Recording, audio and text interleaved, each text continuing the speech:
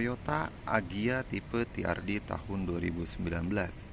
Pada tahun 2013, pemerintah mengeluarkan program yang namanya LCGC, Low Cost Green Car, yaitu program mobil-mobil yang murah dan hemat bahan bakar.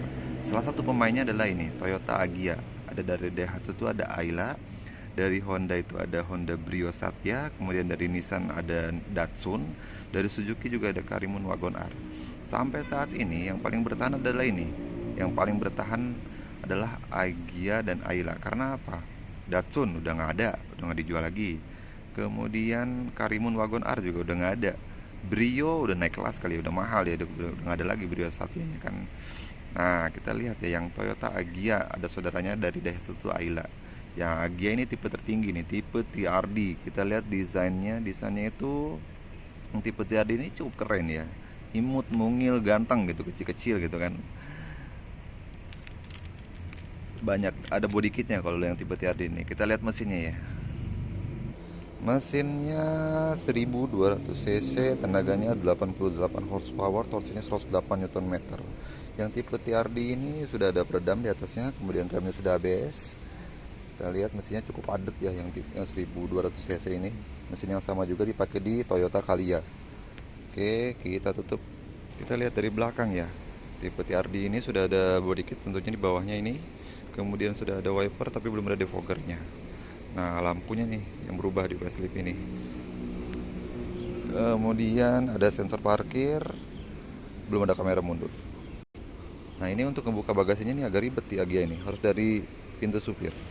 Nah, ngebuka bagasinya dari sini guys. Kenapa nggak taruh di belakang gitu kan? Jadi bolak-balik kita. Nah, ini bagasinya nih, cukup luas bagasinya ya. Bisa muat bawa galon 1, 2, 3, 4 lah, cukup banyak lah, bisa muat 6 galon ini. Oke, di atasnya juga ada tempat penyimpanan. Lalu kita tutup. Dep, mantap suaranya ya. Di atasnya udah ada spoiler. Lanjut kita masuk ke dalam. Nah, ini di dalam Toyota Agya tipe TRD, tidak ada fitur istimewa di sini. Sudah ada dual airbag di setir, kemudian di samping penumpang kiri, kemudian head unitnya belum layar sentuh ya, masih head unit biasa. AC-nya masih puter-puteran seperti kompor gas cetek. Ini puter-puterannya terasa murah ya. Masih bagusan puteran-puterannya Rinnai kompor gas. Oke, kita nyalakan dulu ya. Panas kuncinya seperti ini. Kuncinya seperti ini, sudah ada remote-nya juga. Kita nyalakan. Nah, ini speedometernya ya. Sebelah kiri ada RPM, kanan ada odometer, kanan tengah ada odometer. Wow, ada lagunya, nanti kena copyright. Sebelah kanan ada petunjuk bensin, ada jam juga di atasnya ya. Kita nyalakan mesinnya. Jreng. Nah, mesinnya yang 1200 cc ini sangat halus ya dibandingkan Agya yang generasi pertama. Itu mesin 1000 cc geter banget. Kita nyalakan AC-nya. Halus, masih halus. Tegas dikit-dikit. Halus, enak, mesinnya halus ya. Setirnya seperti ini, sudah ada steering switch control. Di sebelah kiri sudah ada electric mirror, tapi belum electric retract ya. Spionnya itu belum, baru electric mirror aja. Kemudian di sini ada penyimpanan. Kurang lebih sih seperti inilah ya desain di kabin Toyota Agya. Tidak ada yang istimewa.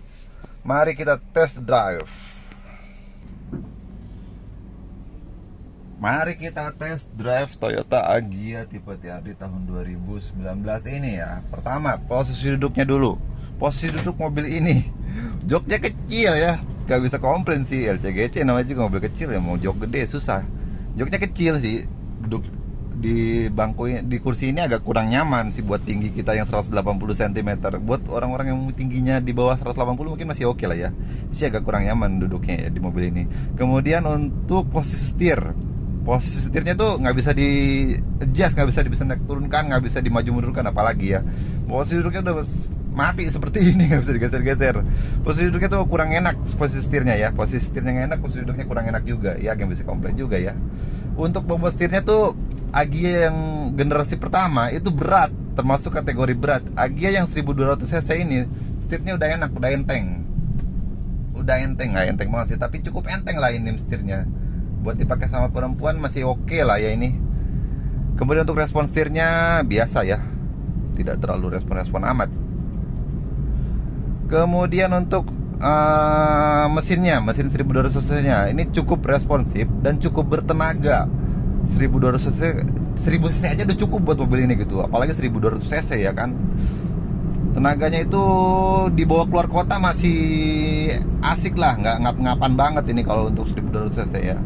Mesinnya enak, halus. Karena apa? Yang 1000 cc sampai saat ini juga namanya juga 3 silinder ya, pasti dia itu geter banget. Kayak mesin rumput yang 1000 cc itu geter banget, berasa banget ke kabin. Setirnya juga berat, ini enak, setirnya enteng. Kemudian mesinnya enak, halus gitu loh. Irit pastinya, bahan bakarnya irit ya. Ini saat dalam kota tuh 112, 113 tuh gampang. Luar kota bisa di atas 115 ini mobilnya, irit banget. Dan bensinnya mobil murah tapi harus pakai bensin minimal oktan 92. Agak heran juga, agak aneh ya kan, namanya mobil murah, bensinnya yang murah dong harusnya. Ini harus pakai minimal Pertamax berarti oktan 92 rekomendasinya itu. Kemudian untuk di pasaran mobil ini tahun 2019 ya ada di angka 120 jutaan, pajaknya itu sekitar 2 juta, 2 juta pas. Mobil ini kena progresif mobil kedua, jadi pajak itu 2,5 juta pajaknya ya. Itu untuk pajak. Kemudian mobil ini cocok banget buat kita yang mobil pertama, cocok banget ya. Cocok buat orang-orang yang tidak terlalu mempedulikan rasa berkendara, cocok buat orang-orang yang tidak terlalu mempedulikan kenyamanan, atau cocok lah buat orang-orang yang mobil pertama yang nggak peduli lah rasanya kayak gimana. Yang penting ya mobil buat sekedar mobil buat transportasi gitu ya kan. Yang penting tidak kepanasan, tidak kehujanan.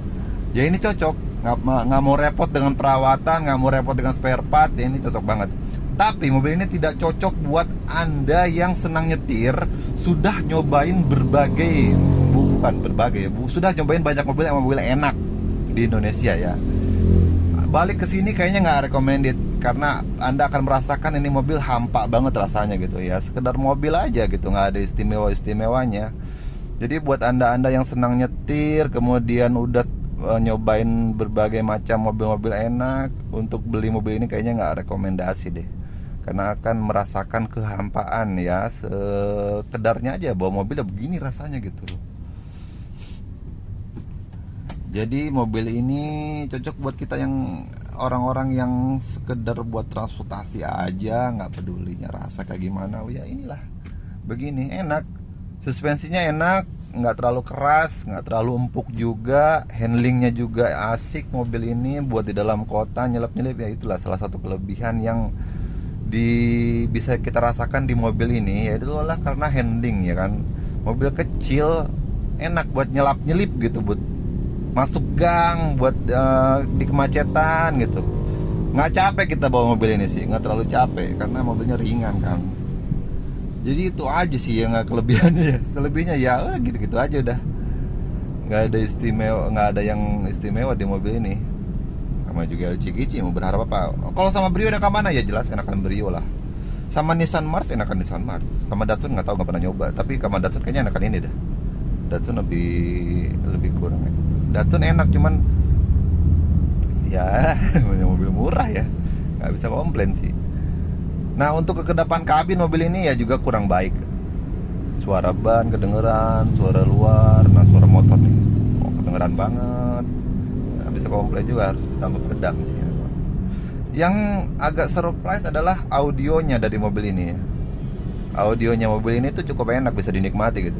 Agi yang generasi pertama tuh audionya hancur, suaranya kacau, merebak suaranya. Ini enak, bersih suaranya, paling tinggal nambah subwoofer aja kalau lebih enak lagi. Udah bersih suaranya, udah enak, udah bisa dinikmati lah suaranya ya. Untuk tarikannya kita tes ya.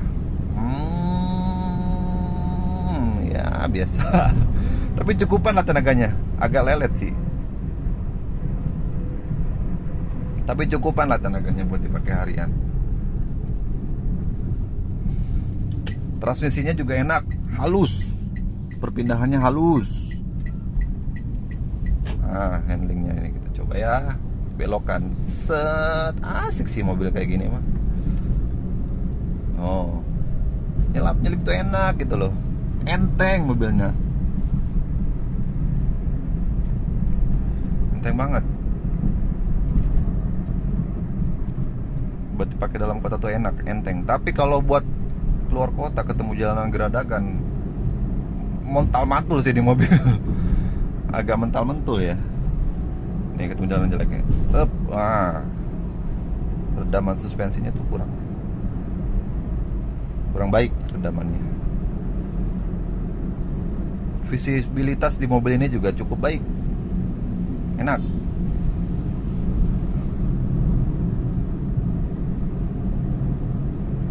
Nah, cukup segitu aja ya. Jadi mobil ini asik buat di dalam kota, perawatan juga gampang. Cukup sekian reviewnya. Terima kasih sudah menonton.